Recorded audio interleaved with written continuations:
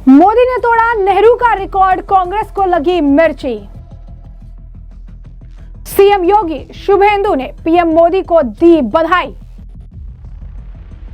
नेहरू हारे, अजीत अंजुम लगे बिलबिलाने।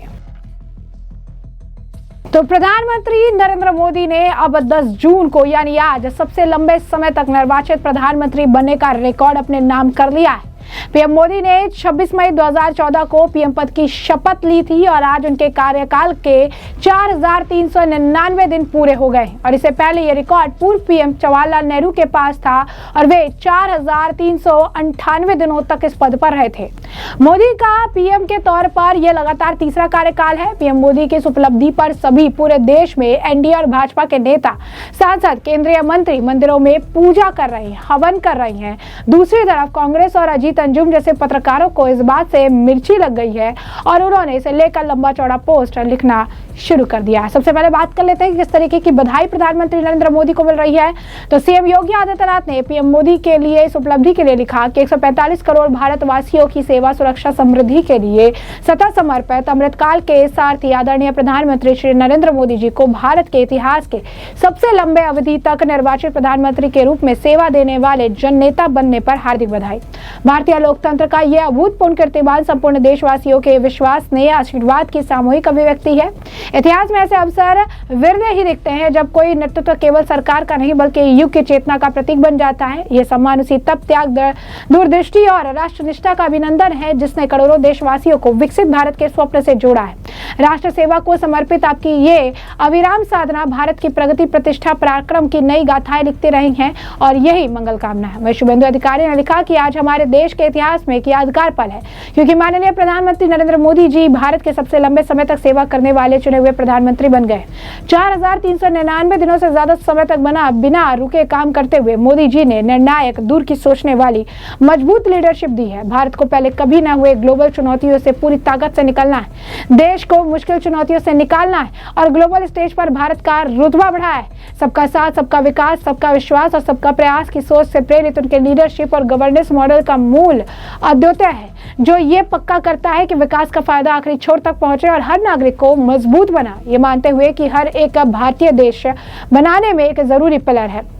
यह ऐतिहासिक मील का पत्थर सिर्फ लीडरशिप का जश्न, लोगों के प्यार की पहचान नहीं बल्कि आखिरी लक्ष्य की ओर से सामूहिक छलांग है, एक खुशहाल और आत्मनिर्भर विकसित भारत के लिए। वहीं सीएम रेखा गुप्ता ने लिखा है कि प्रधानमंत्री नरेंद्र मोदी जी को भारतीय लोकतंत्र के इतिहास में सबसे लंबे निरंतर निर्वाचित कार्यकाल का अद्वितीय कीर्तिमान स्थापित करने पर हार्दिक बधाई। ये पत्र हर दिल्लीवासी की आत्मीय व्यक्ति है तथा दिल्ली की माताओं, बहनों और बेटियों के मन की भावनाओं का प्रतिबिंब भी। राजनीतिक परिस्थितियां चाहे जैसी भी रही हो, दिल्ली के प्रति आपका स्नेह, संवेदनशीलता, विकास का संकल्प सदैव अडिग रहा है। आपके मार्गदर्शन से राजधानी में वर्ल्ड क्लास इंफ्रास्ट्रक्चर, बेहतर जन सुविधाएं और जन कल्याण की नई गति का अनुभव किया है। वहीं नारी गरिमा और सशक्तिकरण को केंद्र में रखने वाली आपकी पहलों ने दिल्ली की लाखों माताओं, बहनों और बेटियों के जीवन में सम्मान, सुरक्षा, आत्मविश्वास का नया सम्मेलन प्रदान किया है। अद्वितीय से राष्ट्रोदय तक विकसित भारत के संकल्प में दिल्ली का जन जन आपके प्रति विश्वास और कृतज्ञता के भाव से जुड़ा हुआ है। आपकी सेवा, समर्पण, राष्ट्र निर्माण की यात्रा हम सभी के लिए निरंतर प्रेरणा के स्रोत है। मोहन यादव क्या कुछ कह रहे हैं और सुनिए। प्रधानमंत्री नरेंद्र मोदी ने लॉन्गेस्ट सर्विंग प्राइम मिनिस्टर बन चुके हैं, कैसे देखते हैं? ये देश का भी सौभाग्य है और हम सब के लिए भी सौभाग्य की बात है। आज़ादी के बाद गैर सरकारी प्रधानमंत्री के नाते से अभी तक का सर्वाधिक लंबा समय सुशासन के रूप में बिता करके दुनिया में भारत के लोकतंत्र का मान बढ़ाने का काम माननीय प्रधानमंत्री श्रीमान नरेंद्र मोदी जी ने किया है। जहाँ एक तरफ 81 करोड़ से ज़्यादा लोगों के लिए निःशुल्क राशन की योजना चला रहे हैं, वहीं दूसरी तरफ गरीबों के कल्याण के साथ साथ देश के स्वाभिमान के साथ आगे बढ़ने के लिए दुनिया के सामने भारत का आदर्श रूप ला रहे हैं। एक गरीब परिवार से निकल कर के लोकतंत्र को गौरवान्वित करने का रिकॉर्ड भी माननीय प्रधानमंत्री जी का है। परिस्थितियाँ कठिन भले ही हो, इच्छा शक्ति से, मन की दृढ़ संकल्प शक्ति से सारे काम किए जा सकते हैं। ये प्रधानमंत्री ने करके दिखाया है। हम सबका सौभाग्य है, वो हमारा सबका मार्गदर्शन कर रहे हैं, देश का मान बढ़ा रहे। परमात्मा से कामना, बाबा महाकाल से 2029 में फिर वो एक बार प्रधानमंत्री बने और दक्षिण के बाकी बचे राज्यों में भी भारतीय जनता पार्टी का सुशासन स्थापित है। तो मोहन यादव का बयान आपने सुन लिया है। वहीं आपको बता दें कि इस मामले को लेकर लगातार जो है बधाइयों का तांता लगा हुआ है। सीएम पुष्कर सिंह धामी ने भी इस पर प्रतिक्रिया दी। उन्होंने लिखा कि सबसे लंबे समय तक सेवा देने वाले भारत के निर्वाचित प्रधानमंत्री के रूप में नया कीर्तिमान स्थापित करने पर प्रधानमंत्री नरेंद्र मोदी को हार्दिक बधाई और शुभकामनाएं। आपके दूरदर्शी नेतृत्व में भारत ने विकास, सुशासन, आत्मनिर्भरता, वैश्विक प्रतिष्ठा के नए आयाम स्थापित किए। गरीब कल्याण, महिला सशक्तिकरण, युवा उत्थान, आधुनिक अवसंरचना, सनातन संस्कृति के पूर्ण जागरण, सशक्त और आधुनिक सेना तथा विज्ञान तकनीकी के क्षेत्र में अभूतपूर्व उपलब्धियों के नए भारत की मजबूत नींव रखी है। राष्ट्र हित के लिए ऐसे ऐतिहासिक निर्णयों में देशवासियों के आत्मविश्वास को नई ऊर्जा प्रदान की है। तो ऐसे में उन्होंने भी बधाई दी है। वही दूसरी तरफ कांग्रेस और पत्रकार अजीत अंजुम को ये बात रास नहीं आई और ये से काफी खफा नजर आया। आपको बता दें कि कांग्रेस महासचिव जयराम रमेश ने लंबा चौड़ा पोस्ट लिखा। कहा 15 अगस्त 1947 को जवाहरलाल नेहरू भारत के प्रधानमंत्री बने। उन्होंने एक ऐसी शानदार कैबिनेट की अगुवाई की जैसी दुनिया में शायद ही कभी देखी होगी।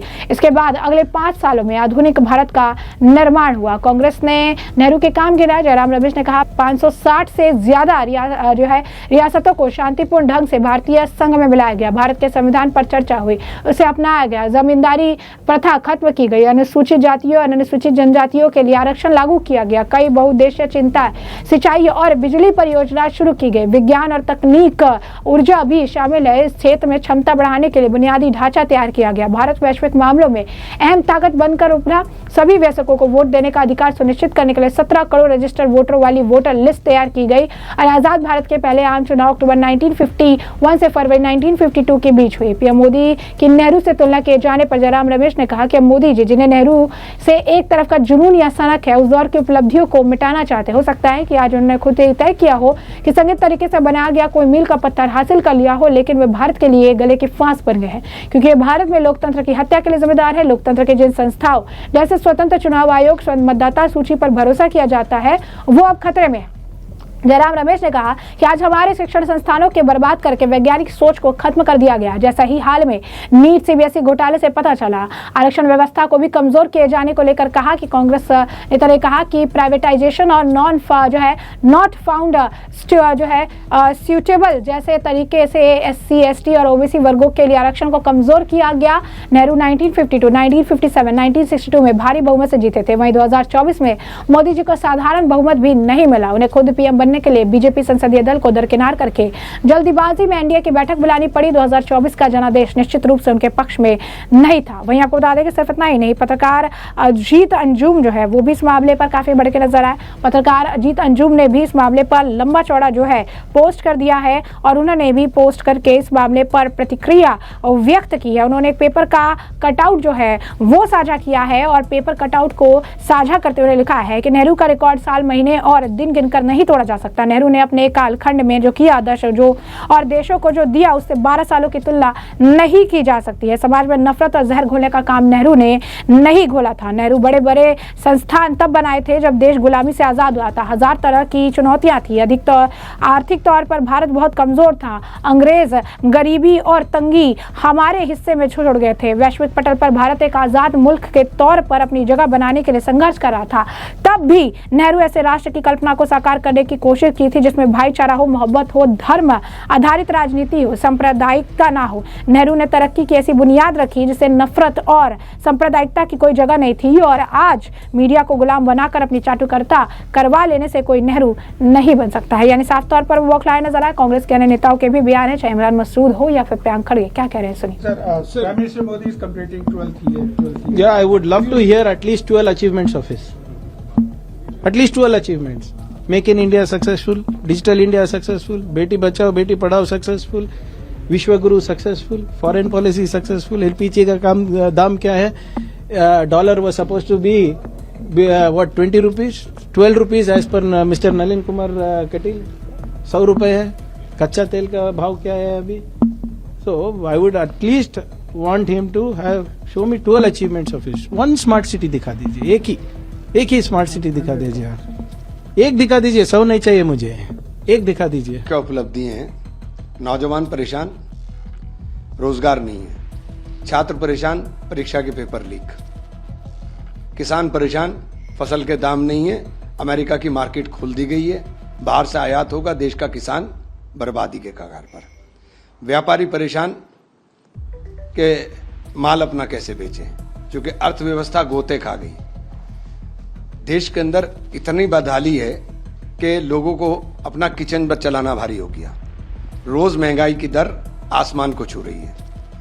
जश्न इस बात का होगा कि 58 रुपए के ऊपर आपको डॉलर दिया था, वो 100 रुपए टच करने जा रहा है। जश्न इस बात का होगा कि आम आदमी को जो चीज सरकार को देनी चाहिए वो चीजें सरकार के द्वारा उपलब्ध नहीं कराई जा रही। तो किस बात का जश्न मन रहा है? देश को 12 साल में वहां खड़ा कर दिया।